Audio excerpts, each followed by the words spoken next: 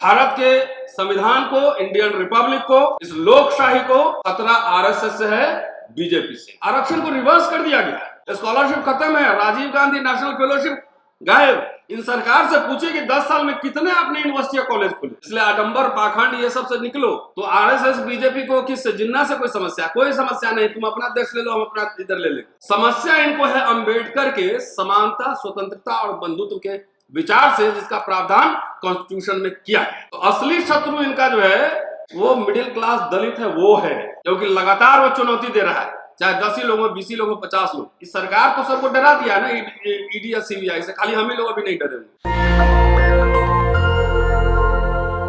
मैं तो प्रोफेसर हूं, मेरा बच्चा विदेश में पढ़ेगा, इनको थोड़ी पढ़ाना, इन्हीं के लिए लड़ाई लड़ी जा रही है, इतने हम लोग मुकदमे झेल रहे हैं, लेकिन इनको समझ में थोड़ी है। तो नाम आप लेते रहिए 85%, 85%, जो भी था सब छीना गया, पता ही नहीं लग रहा है।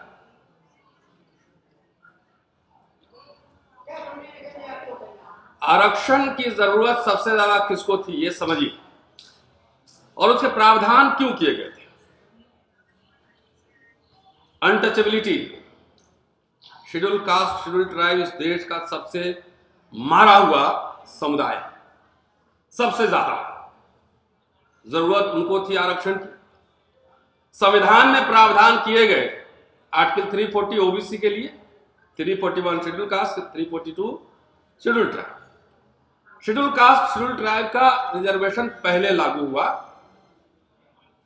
और ओबीसी का जो मंडल कमीशन है वो बाद में लागू हुआ। तो जो लागू हुआ रिजर्वेशन, थोड़ा बहुत जो पढ़ पाया, यूनिवर्सिटी आ पाए, कॉलेज आ पाए, उससे एक पढ़ा लिखा मध्यम वर्ग तैयार हुआ। और ये मध्यम वर्ग जो है मनुस्मृति पर हमला था कि अछूतों को गांव के बाहर रखना है, पढ़ाई नहीं होनी चाहिए, धन रखना वर्जित है, शास्त्र पढ़ना तो वर्जित ही है, शस्त्र रखना भी वर्जित है।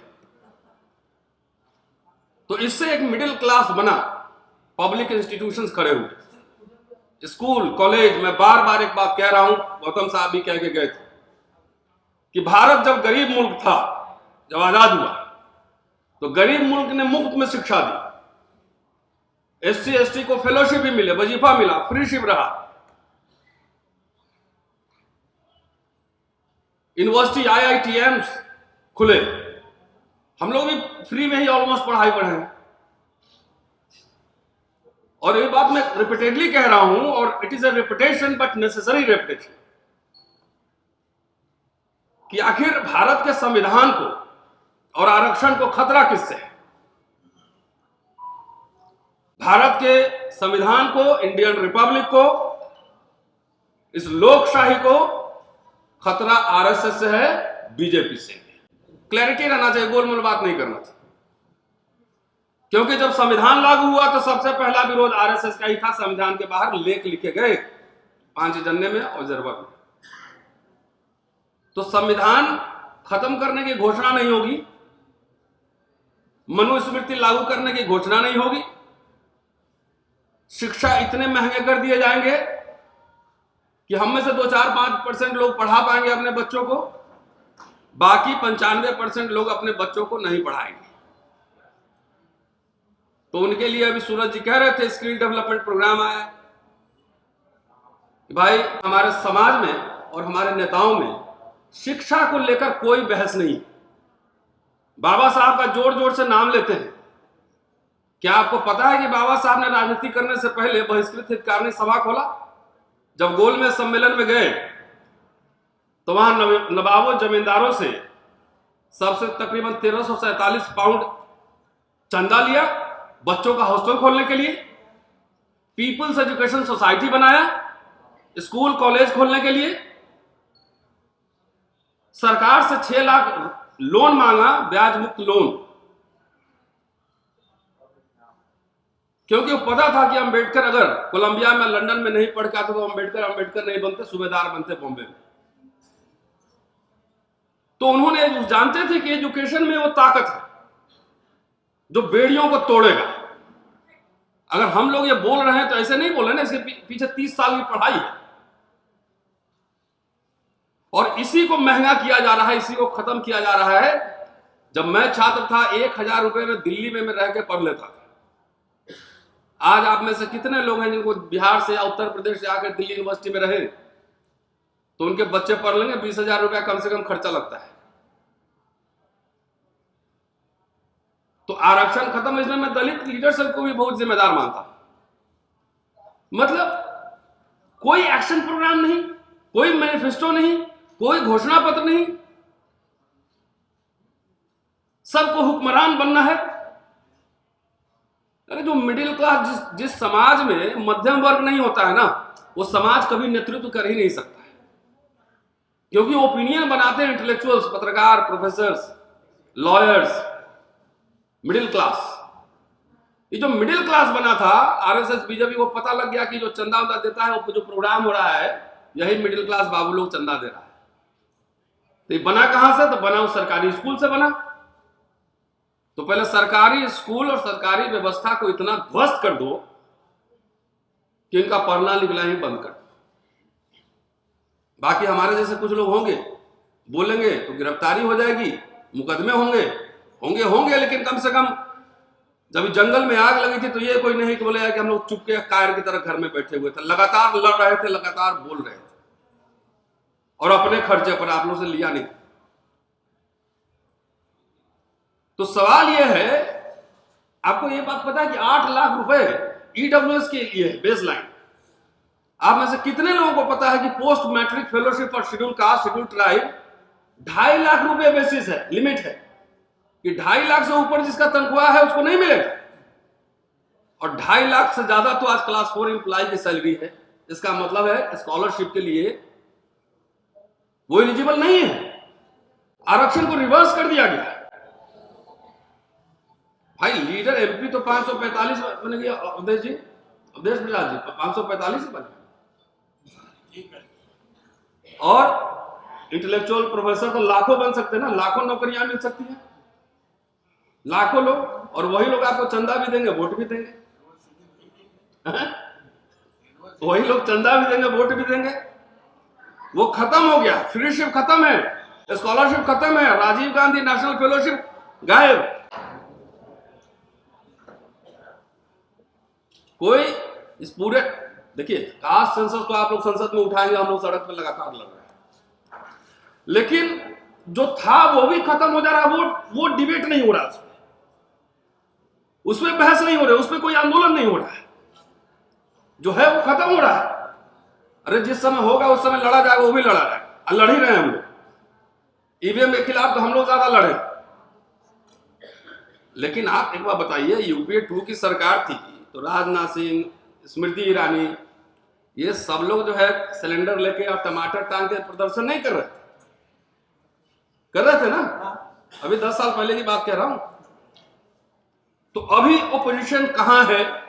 कोई एक्शन। आज ही मैं कहीं कह रहा था, अभी जो तेलंगाना वाले हमारे साथी मंत्री जी आए हुए थे, तो मैं कह रहा था कि कम से कम सिंबॉलिक, देखिए इसी सरकार को लोगों ने 3 बार हराया है।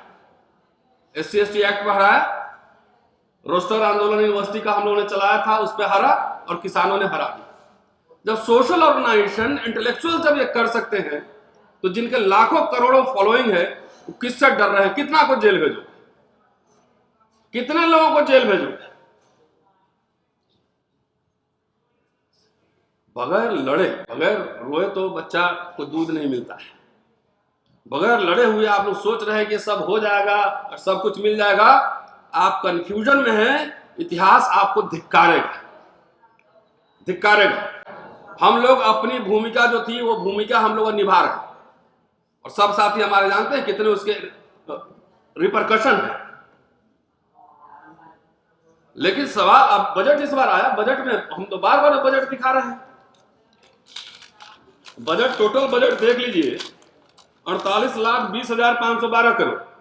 Schedule caste component plan Indira Gandhi शुरू की थी 1975 में ट्राइब के लिए, 1979 में शेड्यूल कास्ट के लिए, और उसमें पॉपुलेशन के हिसाब से बजट का प्रावधान था। इसमें से मिला है शेड्यूल कास्ट कंपोनेंट प्लान में, वही दूसरे डिपार्टमेंट में चला जाता है। अरे हमारे SC/ST OBC सांसद को जाके पार्लियामेंट में धरना टेक देना चाहिए था। 1,65,493 करोड़ SC 3.43%। ये बार बार ये कहना जरूरी है। और ST के लिए 1,32,214 करोड़ 2.74%। कोई बहस सुना है आपने? कहा हमारे जितने मिडिल क्लास लोग सबको नेता बनने का हड़बड़ी है, तैयारी करता नहीं, आंकड़ा लाता नहीं है, बहस मुद्दा पहचानता नहीं है, सबको सफेद कुर्ता पैजामा पहन के MLA MP बनना है। अगर सही से मिलना होता तो 7,95,384 करोड़ मिलते शेड्यूल कास्ट, 3,95,281 करोड़ मिलते शेड्यूल ट्राइब। क्या ओबीसी लीडरशिप से, ओबीसी का तो सबसे धर्म था कि पहले वो दलितों की लड़ाई लड़े, दलितों की लड़ाई लड़े। तो दलित तो लड़ ही रहा है, जाति जनगणना पे लड़ रहा है, ओबीसी आरक्षण पे लड़ रहा है, कहां नहीं लड़ रहा है। लेकिन ये हकमारी हो गई, आप अपने लिए भी मांगते हैं हमारे लिए एक बजट एलोकेशन करो, है? बजट अपने लिए भी मांगते हैं, लेकिन इनके लिए लड़ते हैं क्योंकि ये सबसे कमजोर है। तो कमजोर तो कूद कूद के लड़ रहा है। अरे आप 40 रिकमेंडेशन में से 1.5 रिकमेंडेशन मंडल कमीशन के लागू हुए, आप सोए रहो। दूसरा के स्कूल में पढ़ोगे तो उसी के भाषा जानोगे। इसलिए जितने माताएं बहनें बैठी हुई हैं समझा रहा हूं, आडंबर पाखंड में मत जाना, किसी को दान मत देना। आप ही के दान से वो डंडे बन रहे हैं जो हम लोग के पीठ में पड़ रहे हैं। दान वान मत देना किसी को, बच्चा को ट्यूशन पढ़ाना, अंग्रेजी पढ़वाना, क्योंकि आप ही के दान से आप ही लोग दान देते हैं और उसी से डंडे पड़ रहे हैं। इसलिए आडंबर पाखंड ये सब से निकलो। हम लोग बचपन से ही निकले हुए। तो ये बहुसंख्यक आबादी ओबीसी की जिम्मेदारी है कि वो कंप्लीट सोशल, जिसका पहले है उसको रिटेन करवाओ, वो लड़ो। Without social democracy there can not be democracy in true sense. तो सोशल डेमोक्रेसी कैसे बने? जब आप सबसे जो गरीब है जो उसके लिए आप लड़ेंगे तब ना। इन मिडिल क्लास लोगों ने अपने लोगों के लिए आवाज उठाना बंद कर दिया। जो गरीब लोग थे, डॉक्टर अंबेडकर के पूरे केंद्र बिंदु में सबसे कमजोर लोग था पहले, उनका प्रमुख श्रोता जो है वो अस्पृश्य वर्ग था। तो आरएसएस बीजेपी को किससे, जिन्ना से कोई समस्या नहीं, तुम अपना देश ले लो, हम अपना इधर ले लेंगे।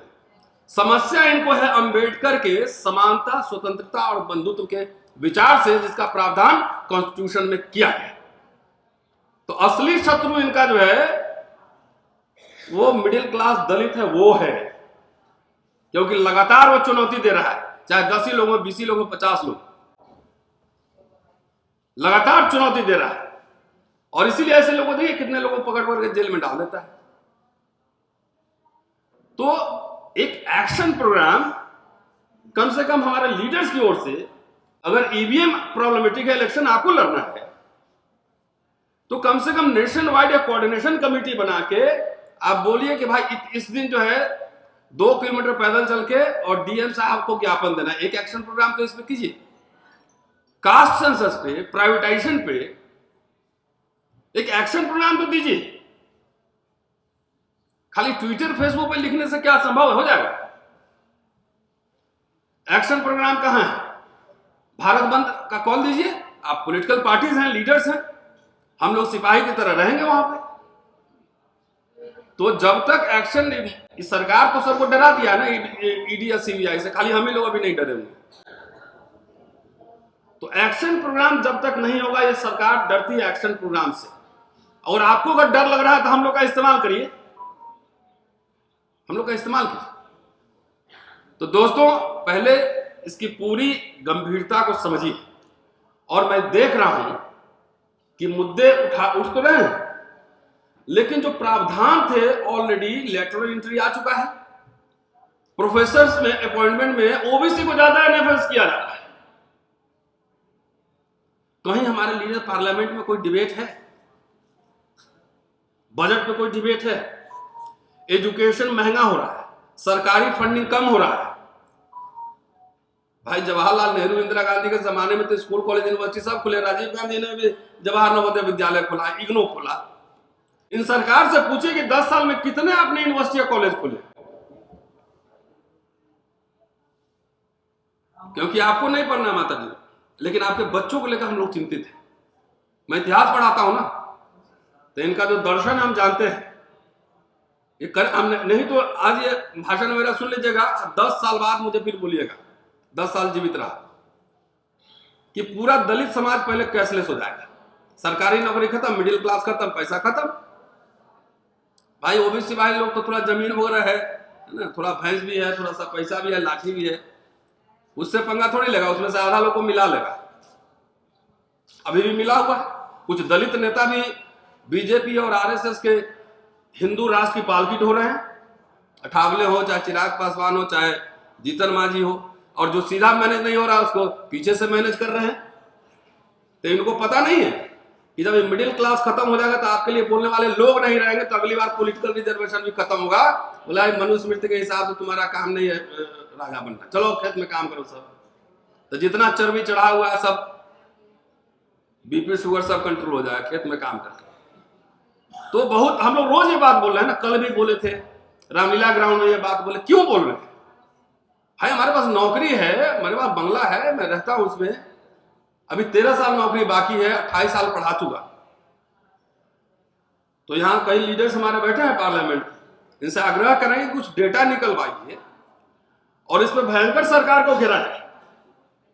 कम से कम SC/ST कंपोनेंट प्लान है उसी को निकालिए, अरे जो है उसको तो बचा लिया जाए, एजुकेशन को तो बचा लिया जाए। फीस पे डिबेट कोई हो रहा है जी? हाँ वो होगा ना, लेकिन उनके माथे में पता है कौन क्या है।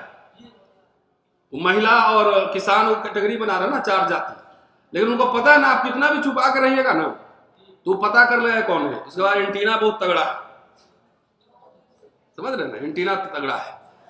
इसलिए ये सारे पॉलिटिकल इश्यूज, सोशल एक्टिविस्ट अपना काम लगातार कर रहे हैं। जिम्मेदारी पॉलिटिकल लीडर्स की है, पॉलिटिकल पार्टी की है कि अपने घोषणा पत्र को लेके सिर्फ इलेक्शन के दिन पब्लिक के बीच मत जाइए।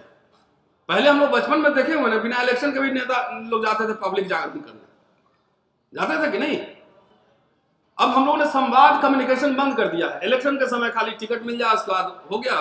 4.5 साल शिव जी के बराती की तरह सोए रहते। तो जनता के बीच जाकर उसको जागरूक करना होता है ना, राजनीतिक जागरूकता उसके बीच फैलाना बहुत जरूरी है। ये कम्युनिकेशन गैप हो गया है, तो इसीलिए कोई मास मोबिलाइजेशन नहीं हुआ है।